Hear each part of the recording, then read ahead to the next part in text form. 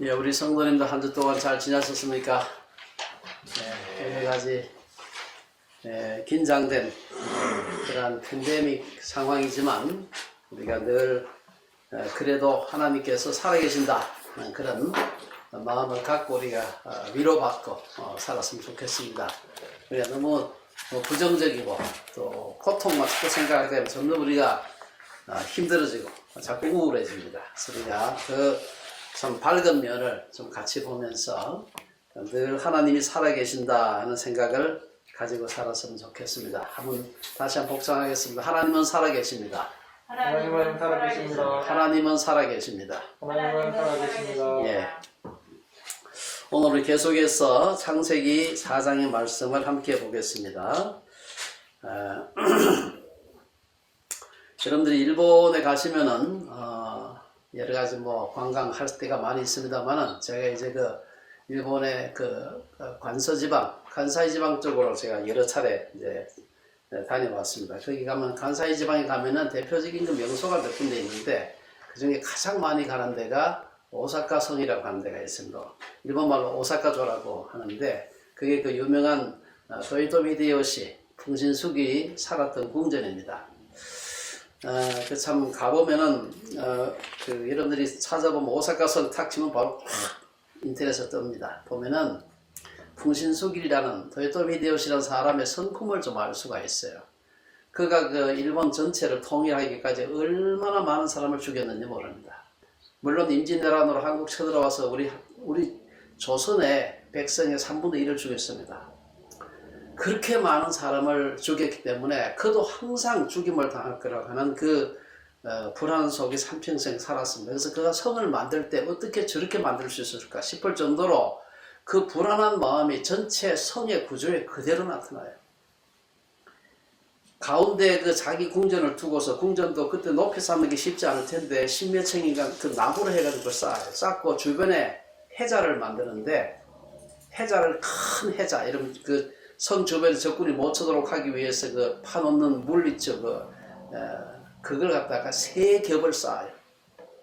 그리고 들어오는 길을 갖다가 기가 막히게 아주 복잡하게 만들어서 절대로 보통 자기를 헤아리는 자객들이 못 들어오도록 그렇게 한 걸 볼 수가 있습니다. 조금 옆에 가면은 교토라고 하는 옛날 일본 수도가 있습니다. 거기는 이제 이름이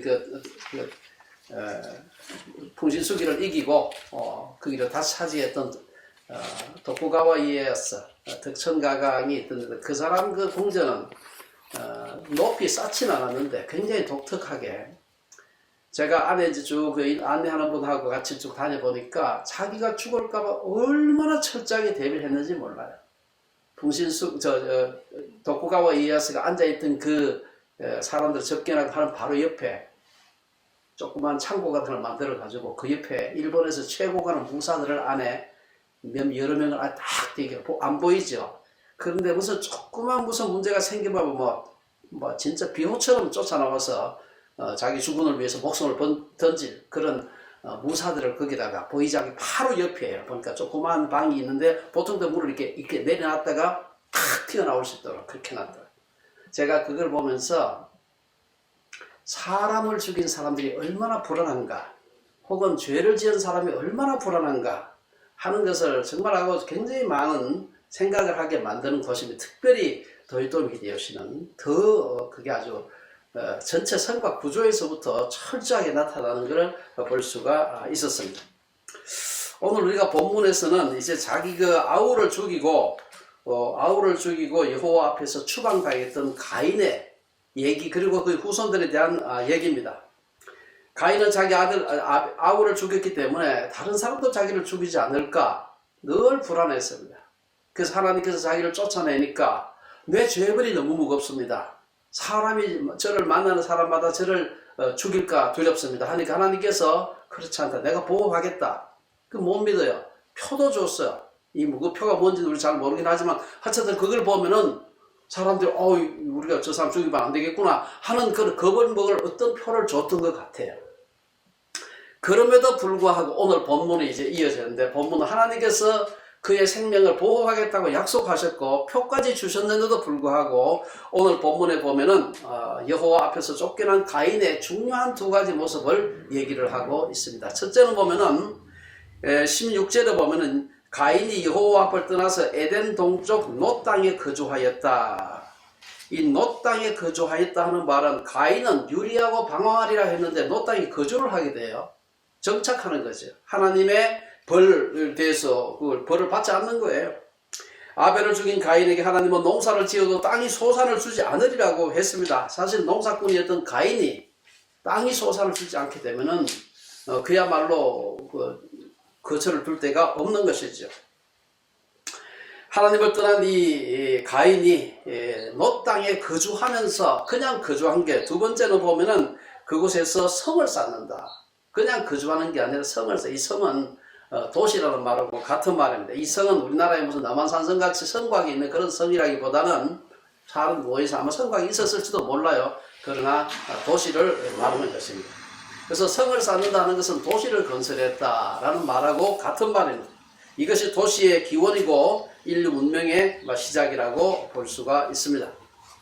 가인이 유리하는 자가 되기를 거부하고 놋 땅에 거주하면서 놋 땅에다가 성을 쌓았다, 혹은 도시를 건설했다 하는 것은 노골적으로 하나님의 심판을 거부하는 겁니다. 하나님은 가인에게 그의 생명을 보호하겠다고 약속하셨고 표까지 주셨지만 가인은 스스로 내 목숨은 내가 지켜야 되겠다, 하나님은 필요 없고 내 운명은 내가 결정하겠다 하는 그러한 것을 자기의 그 행동을 통해서 보여주고 있습니다. 이제 그가 아들을 낳고 난 뒤에 그 아들의 이름이 에녹입니다. 이 에녹 이름을 따라서 에녹성을 짓게 됩니다. 이것이 이제 우리가 인류 문명의 혹은 도시 문명의 기원이라고 볼 수가 있습니다. 도시 문명의 특징이 뭡니까? 도시 문명은, 가장 큰 도시 문명의 특징은 사람들과의 관계가 단절되는 겁니다. 오늘 우리가 우리 사회를 볼 때에도 사실은 인류 역사상 어느 시대보다도 지금 우리가 사람들을 연결 지을 수 있는 그러한 테크놀로지가 발달한 시대에 살고 있습니다. 지금 우리가 이 예배를 방송으로 이렇게 하는 조차도 이 얼마나 대단한 테크놀로지예요. 100년 전에, 아니 30년 전에 상상도 못했던 일이에요. 그러나 지금처럼 사람들이 관계가 단절된 적이 없었다. 지금처럼 사람들의 마음이 불통인 적이 없었습니다. 오늘 우리 인류는 지구 역사상 가장 많은 소위 대도시를 만들었습니다. 얼마나 인구 밀도가 높은지 몰라요. 밀도가 높다는 말은 사람들이 가까이 있다는 얘기예요. 그러나 가장 사람들을 모르는 시대에 우리가 살고 있습니다. 가인이 성을 건설했다는 말, 다시는 유리하는 자로 살지 않겠다라고 하는 그런 의미입니다. 나아가 이제부터는 하나님의 보호보다는 내가 만든 도시에서 혹은 내가 만든 성에서 스스로를 보호하며 살겠다. 요 비슷한 정신이 뒤에 가면은 창세기 11장에 보면 바벨탑을 쌓을 때 그 정신이 그대로 나오는 걸 볼 수가 있습니다. 여러분, 그 창세기 11장 3절 4절을 보면은 바벨탑을 쌓을 때 뭐라고 얘기합니까? 서로 말하되, 자, 벽돌을 만들어 단단히 견고히 굽자 하고 이에 벽돌로 돌을 대신하며 역청으로 진흙을 대신하고, 또 말하되, 자, 성읍과 탑을 건설하여 그 탑 꼭대기를 하늘에 닿게 하여 우리 이름을 내고 온 지면에 흩어짐을 면하자. 바로 이 바벨탑의 정신이 이 가인이 만든 에녹성에서부터 나왔다는 걸 쉽게 알 수가 있습니다. 그래서 영국의 신 카우퍼라는 사람은 하나님은 시골을 만들었고 인간이 도시를 만들었다, 유명한 얘기를 했습니다. 하나님을 거역하는 가인의 모습은 여기서 끝나지 않았습니다. 그는 자기가 쌓은 성을 자기 아들의 이름으로 성의 이름을 지은 것을 볼 수가 있습니다. 요즘 우리나라에서 많이 볼 수 있는 그런 현상이기도 합니다. 이러한 그 가인의 거역하는 모습은 그 후손들의 모습을 통해서도 나타나고 있습니다. 가인의 후예들의 얘기가 18절 이하에 쭉 나오고 있는데, 거기 보면은 여러 후예들의 이름이 나오고 있습니다. 가인의 아들이었던 에녹, 그의 아들이었던 이락, 머후야엘, 머드사엘, 라멕, 그리고 라멕의 그 세 아들에 대한 얘기, 세 아들과 한 딸에 대한 얘기가 나오고 있습니다. 이들 중에 우리가 에녹과 라멕이라는 사람은 5장에 가서 셋을 구성할 때도 나오는 동명이인입니다. 같은 사람이라 생각하면 안 되고요.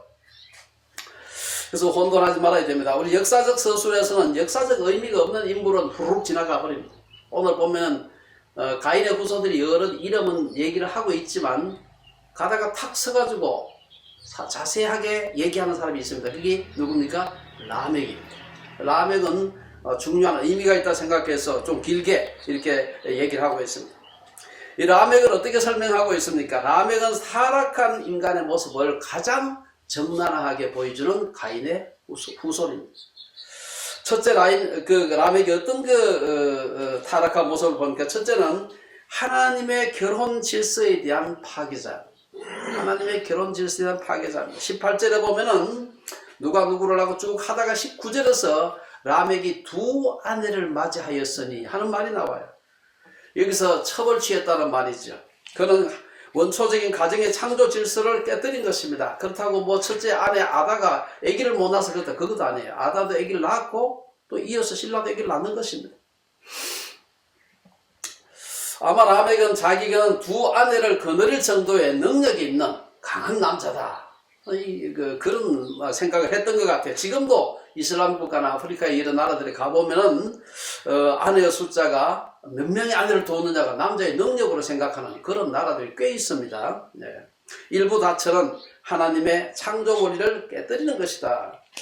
아담의 타락이 처음에는 그 가인이 아벨을 죽인 것으로, 살인으로, 이제는 라멕을 통해서 사람을 죽일 뿐 아니라 첩을 취하는 것으로 나타나는 걸 볼 수가 있습니다. 많은 사람들이 구약의 여러 족장들이 첩을 취한 것으로 인해 가지고 성경에서도 축첩하는 거 이런 것을 허용하는 게 아니냐라고 그렇게 오해하는 분들이 있는데요. 실제로 아브라함이라든지 뭐 야곱이라든지 그 외에 야곱의 12 아들들 중에서 첩을 취한 사람들이 꽤 있습니다. 실제로 레위기서에 보면 축첩을 허용하는 듯한 인상을 주는 그런 구절도 있습니다. 신명기에도 보면 신명기 21장에 비슷한 얘기가 있는데요.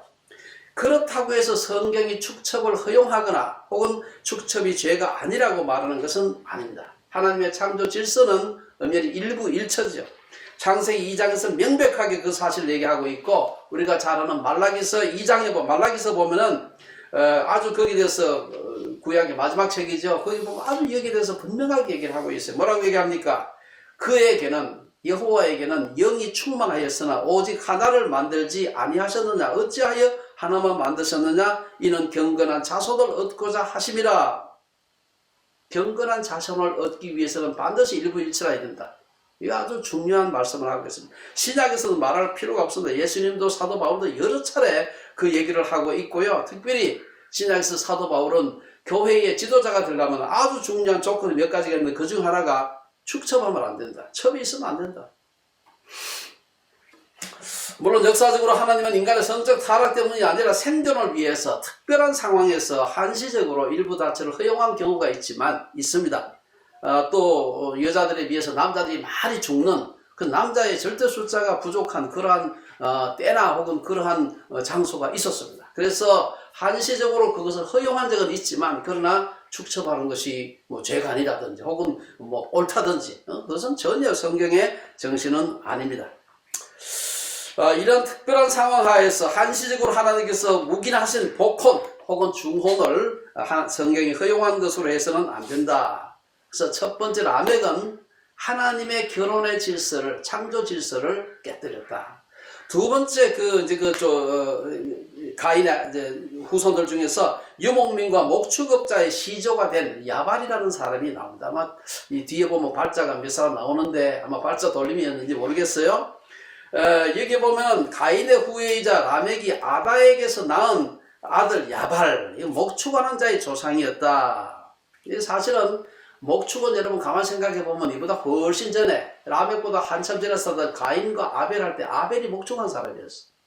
그럼 여기서 아니 야발이 목축하는 자의 조상이었으면 야발이 처음이 아니네 생각할 수가 있는데요. 여기서 얘기하는 야발이 목축하는 자라는 것은 조금 기업형입니다. 아벨에 비해서 훨씬 더 큰 규모로 그러니까 목축업이었다, 이렇게 보시는 것이 맞습니다.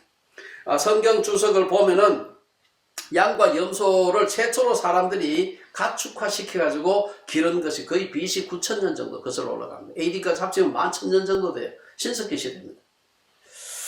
또한 돼지를 기르다는 증거도 지금 현재 남아있는 증거로서 거의 한 BC 7,000년경으로 거슬러 올라가고요. 사실 이런 것을 보게 되면은 뭐 지구 우주 역사가 6,000년이라 그런 거 여러분 믿으면 안 됩니다. 그건 전혀 맞지 않습니다.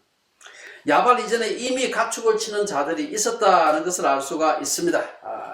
그리고 가축을 치는 것 자체가 죄악은 아니에요. 그러나 우리가 하나님께서 소위 하나님께서 유리하는 자가 땅에 어떤 그 부유함을 위해서 우리가 그 죄악된 생각으로 그런 목축을 하면은 안 된다. 세 번째 우리가 볼 수 있는 사람은 유발이라는 사람입니다. 발자 돌림이라 그랬죠. 여기 보면 유발은 뭐 하는 사람이냐 하면은 악기를 제작하는 사람이었습니다. 21절에 보면 그 얘기가 나오는데요. 여기 보면은 야발의 동생인데 이 유발은 악기를 다루는 자였다. 사실 그 고대 유적을 우리가 쭉 살펴보게 되면은 저희 뭐 연구하고도 좀 관련이 있으면서 살펴보게 되면은 고대 유물 속에 항상 들어있는 빠지지 않는 게 한 두 가지가 있어요. 뭐 유골 말고 있는 그게 뭔가 부장품이 꼭 있는데 첫째는 여자들의 장신구가 나오고 또 하나는 악기가 나와요. 악기가 우리 무슨 지금 이런 정교한 악기도 아니지만 그런 악기들이 나와. 뼈로 만들었다든지 혹은 돌로 만들었다, 나무로 만들었다 이게 나와요. 그만큼 악기를 만드는 것도 오래되었다. 이집트에서 그 오래된 거 보면 BC 4000년경에 세로로 이렇게 부는 피리가 나왔다. 그런 기록이 있습니다.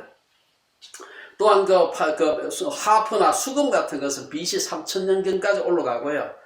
제가 아주 늘 즐겁게 보는 오카리나 있죠. 오카리나들 이게 우습게 알면 안 됩니다. 이 오카리나가 악기 중에서 가장 오래된 악기라는 거 아세요? 12,000년 역사입니다. 이건. 물론 지금 제가 일부러 늘 불기 때문에 들고 왔습니다만은 이 오카리나 지금 12구멍은 뭐 한 150년 전에 이탈리아에서 이런 형태로 만들었지만 이 오카리나 자체는 가장 오래된 악기입니다. 이거는요, 물론 12구멍이 아니고 구멍이 조금 적어요. 이런 것들은 12,000년 전에도 있었습니다. 신석기 초기 시작할 때부터 있었던 악기예요. 그것을 이제 여러 음이 날 수 있도록 좀 다듬고 했을 것이지 이 기본적인 원리는 똑같습니다. 그래서 이런 것을 아주 옛날부터 만들어서 사람들이 불었습니다. 그리고 그 조상이 오늘 보면은 유발이었다 얘기를 하고 있습니다. 사실은 음악을 한다, 악기를 연주한다는 자체는 전혀 나쁜 게 아니에요. 뭐 저도 악기 연주하는 거 좋아하는데 이런 악기를 연주하는 자체가 잘못된 것이 아니라 사람들이 악기를 연주한다는 것은 두 가지 측면이 있습니다. 하나는 사람들이 좀 여유가 있게 되었다. 즐겁게 하기 위해서 악기를 하는 것입니다. 긴장되거나 전쟁 중에 악기 연주하지 않아요. 그리고 이것은 뭔가 위로가 필요할 때 악기를 연주하는 것입니다. 그래서 오늘 우리가 이 가인과 그 후손들의 여러 가지 죄악된 역사를 살펴보게 되면은 악기 자체에는 죄악된 요소가 없지만 그러나 이러한 것도 타락의 영향을 받을 수 있다는 것입니다. 목축업의 시조가 된 야발에 이어서 악기 연주의 시조가 된 유발을 언급하는 것은 아마 이유가 있지 않나 생각됩니다. 최초의 악기는 짐승의 뿔이나 뼈로 만들어졌기 때문입니다. 뿔로는 뿔이죠. 이렇게 뿔은 앞에가 튀어져 있어요. 그래서 그건 뿔로는 개관악기 하지 않고 튀어있는 그런 대부분의 피리가 개관악기입니다. 만들고 뼈 같은 것은 앞에가 막혀있기 때문에 폐관악기를 만들기가 좋습니다. 뿔의 내부는 비었고 끝이 뾰족한 곳은 입을 대고 불기에 좋았을 것입니다.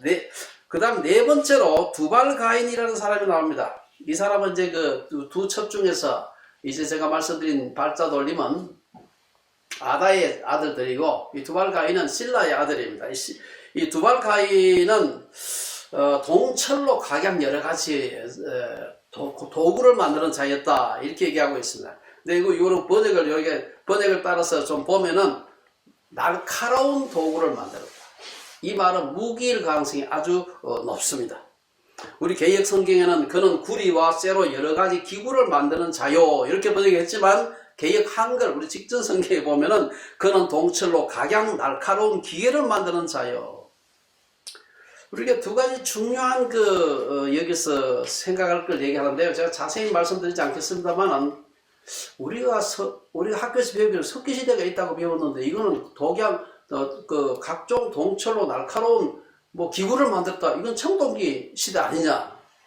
그럼 성경에서 석기시대 어디 갔느냐? 이렇게 물을 수가 있습니다. 사실 이게 제가 정말로 궁금했던 일 중에 하나입니다. 그래서 여러분들이 제가 지금 우리 SFC 출판부에서 지금 지금 출판 준비를 하고 있는 인류의 기원과 역사적 아담에서 석기시대 어디 갔느냐? 성경에 석기시대 어디 있느냐? 아담은 얘를 분명히 보게 되면 아담은 신석기 사람이에요. 여기 지금 적어도 4장에 나오는 아담은 신석기고 그 후손들도 신석기 청동기 걸쳐서 산 사람인데 그 전에 260만 년 전부터 12,000년까지 그 긴 구석기는 어디 갔느냐? 여러분 궁금하지 않습니까? 예, 이때 제 책 선전해야 되죠. 책 나오거든 사보시기 바랍니다. 아주 제가 고민을 많이 하다가 사실 어떤 의미에서 명쾌하게 사실 이 문제를 다루었습니다. 두 번째, 오늘 두발 가인이 동철로 각양 기구 혹은 날카로운 기계를 만들었다고 하는 것은 이것은 과학기술의 그 시작이다. 이렇게도 볼 수가 있습니다. 사실은 과학기술은 두 가지 측면이 있습니다. 창세기 1장에 보면 하나님께서 문화명령이라고 부르는 명령을 하셨죠. 이 창조 세계를 잘 다스려라. 그래서 잘 다스리려면 사실은 자연을 잘 알아야 되고, 그러다 보면 과학적인 그 자연에 대한 지식이 과학 아니에요? 이 과학과 기술을 발전시키는 자체는 하나님의 문화명령의 일부로 볼 수 있고요. 또 하나는 창세기 4장에 보면은 과학기술이 타락한 측면이 있다는 사실도 우리가 인정을 해야 됩니다. 자기를 보호하고 다른 사람을 해치는 무기로서의 과학과 기술. 오늘 여러분 국제적으로 이 무기 경쟁이 심각한 문제고, 여러분 전 세계적으로 지금 핵무기 위협이라는 것은 뭐 지금 벌써 그 위협 시작된 지가 벌써 100년이 다 돼갑니다. 무기 경쟁 중에서도 악마의 무기, 신의 심판 무기, 최후의 무기라 불리는 핵무기 경쟁은 전 인류를 30번 이상 멸망시키고도 남을 만큼 많은 무기가 비축되어 있습니다. 특히 남북한이 지금 대치하고 있고 북한의 지금 핵무기 때문에 생기는 위기가 지금 전 세계적인 관심사 아닙니까? 이런 배경 속에서 이제 다섯 번째 사람 라멕에 대해서 한 번 더 나오고 있습니다. 왜냐? 라멕은 축처반, 처벌 취한 죄만 취한 게 아니고 아주 중요한 또 다른 살인을 하게 됩니다. 23절, 24절에 보면은 우리가 이 말씀을 흔히 신학자들은 검의 노래다 혹은 칼의 노래다 뭐 이렇게 부릅니다. 이 내용을 보게 되면 라멕이 한 청년과 싸움을 했는데 싸움을 하다 보니까 그 청년이 라멕에게 상처를 입혔어요.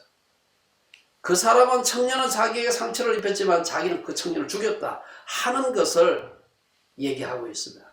앞에서는 가인도 아벨을 죽였는데 그것과 이게 뭐가 다른가? 둘 다 살인이지만 가인은 그 살인하는 동생을 죽인 죄를 범하고 난 뒤에 굉장히 그 죄책감을 느끼게 되고, 그리고 그것 때문에 하나님께서 주신 그 죄벌이 너무 중해서 내가 견딜 수 없습니다. 이렇게 얘기했는데, 여기 지금 라멕은 그렇지 않아요. 자랑하고 있습니다. 누구 앞에서? 자기의 자기 아내 앞에서 이 자랑하고 있습니다. 아마 이때 그 칼의 노래를 하면서 라멕은 두발 가인이 만든 칼을 들고, 두발 가인이 각양동철로 날카로운 걸 만들었다고 하니까 칼을 들고 유발이 만든 악기를 연주하며 이 칼의 노래를 부른 것이 아닌가, 뭐 그런 생각을 해볼 수가 있습니다. 이 노래 속에는 중요한 그 두 가지 죄악된 모티브가 있습니다. 사람을 죽인 것을 부끄러워하지 않고 자랑스러워하고 자기 두 아내 앞에서 이 자랑스러움을 하면서 소위 이 거들먹거리고 있는 걸 볼 수가 있습니다. 여기에서 우리가 볼 수 있는 것은 여자에 대한 남자의 폭력적 지배의 모습을 볼 수가 있습니다. 라멕에 의해서 일부 다체가 시작되면서 이제 남자와 여자는 대등한 존재가 아니었습니다. 여자는 인격적인 존재가 아니었습니다. 여자는 남자의 성욕을 만족시켜주고 문명을 이어가고 성을 시킬 자손을 낳는 도구로 전락했던 것입니다. 라멕은 피 묻은 칼을 들고 아다와 실로 앞에서 춤을 추면서 노래했습니다. 어떤 젊은 놈이 내게 도전하는데 내가 싸우는 중에 나도 상처를 입었지만 내가 그놈을 갖다가 찔러서 죽였다. 둘째, 라멕의 살인 예찬 속에는 칼의 전능성을 보여주고 있습니다. 이 노래 속에는 하나님이 가인에게 주신 표보다 두발 가인이 만든 무기가 더 확실하게 나를 지켜준다 라고 생각한 것입니다. 에녹성에서 울려 퍼진 라멕의 칼의 노래는 도시 권력과 인간의 기술 문명이 얼마나 우상화되고 절대화되고 신격화되었는가를 우리에게 보여주고 있습니다.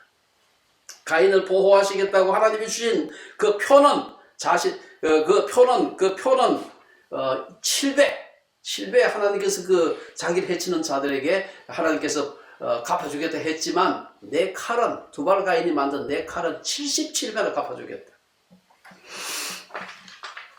이 칼의 노래는 인간의 역사 속에서 볼 수 있는 수많은 제국들, 우리가 아는 바벨론, 페르시아, 애굽, 그리스, 로마, 신성 로마 제국, 중국, 일본 등등 이들이 보여준 제국들이 보여준 칼의 능력, 칼의 전능성을 우리에게 보여주고 있습니다. 우리가 7배 혹은 77배 성경에 그런 말이 많이 나옵니다. 이것은 완전수죠. 완전수. 이것은 7배, 77배 같겠다. 이건 완전한 복수를 의미하는 것입니다. 라멕의 칼의 노래는 하나님이라는 이름의 흔적이 이 라멕의 그 칼의 노래 속에는 전혀 나오지 않습니다. 오로지 자기 자랑, 자기 능력에 대한 교만함만 드러나고 있습니다. 내가 이 칼로 죽였어. 아마 그 칼에 피가 묻어 있었을지도 모르죠. 인간의 자랑, 인간의 교만, 오만만 있는 것입니다. 이 기고만장한 칼의 노래를 보면서 인간에게는 소망이 없구나. 가인의 후예는 망할 때까지 다시 돌아올 수 없는 상태까지 죄를 지은 것을 볼 수가 있습니다.